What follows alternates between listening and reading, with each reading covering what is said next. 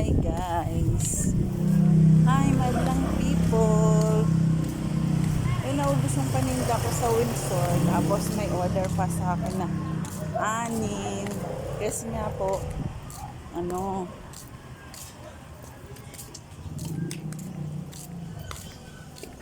masarapan sila sa ko, paninda ko na toge, nalupyan toge. So nag-order sila sa akin na sila na daw lang ang magluluto ng lumpiang toge na tinda ko.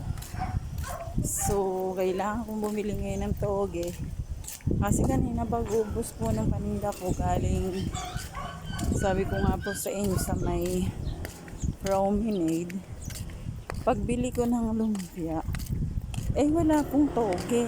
So ang nagabili ko lang po yung mga ingredients na mga kamote, tokwa, yun. Kaya ngayon po ay bibili po ako ng toge.